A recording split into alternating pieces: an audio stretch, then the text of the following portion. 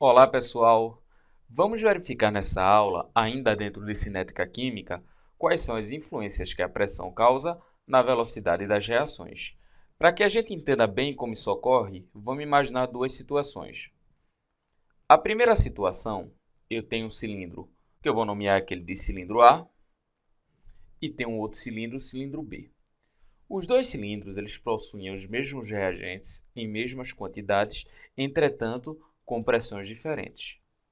Se eu perguntar a vocês em qual dos dois cilindros a reação ocorre mais rapidamente, para que nós saibamos qual é a resposta, nós temos que nos basear em 3 pontos, que são os pontos referentes à teoria das colisões. O primeiro ponto vai ser sobre tem que haver contato entre os reagentes.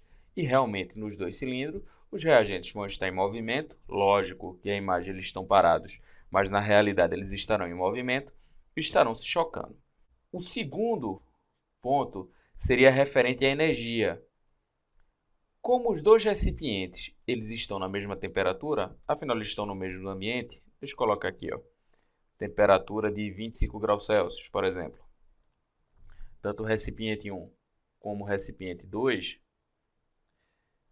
então as moléculas vão possuir a mesma energia, afinal a energia está relacionada com a temperatura. E o terceiro e mais importante ponto, vou até mudar a cor da caneta, vai ser em relação à frequência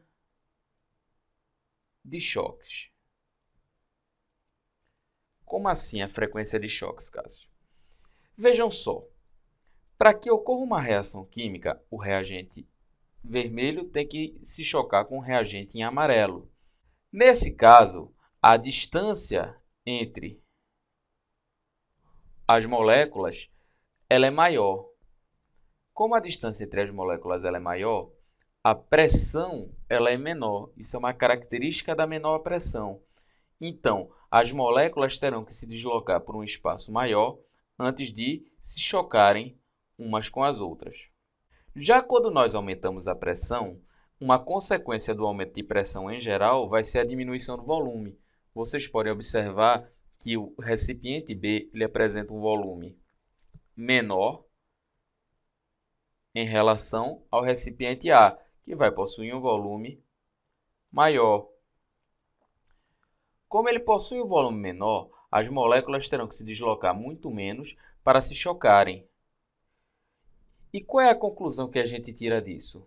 Como elas andam muito menos para se chocarem, a frequência de choques aumenta. Então, a frequência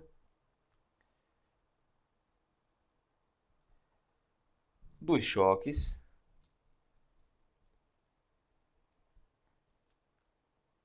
aumenta.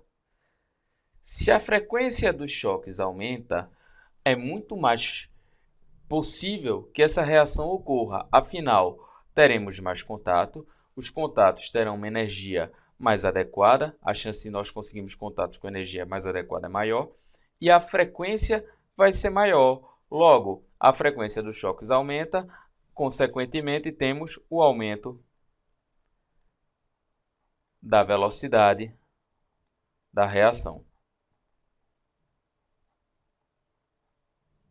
Beleza? Então, vamos agora ver isso de um ponto de vista de uma reação química. Nós temos agora duas reações químicas, que é a reação de o nitrogênio gasoso, ele reagindo com o hidrogênio gasoso, formando a amônia no estado gasoso. Nós temos aqui o nitrogênio gasoso, mais uma vez, reagindo com o hidrogênio gasoso, formando a amônia gasosa.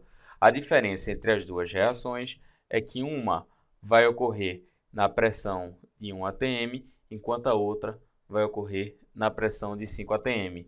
Se eu perguntar a vocês qual delas vai possuir maior velocidade, a resposta correta será a segunda equação, porque quanto maior for a pressão, maior serão os choques efetivos. Como eu vou ter maior quantidade de choques, maior frequência de choques, maior será a minha velocidade de reação. E com isso, nós terminamos o entendimento sobre a pressão influenciando na reação química. Beleza? Um abraço para vocês.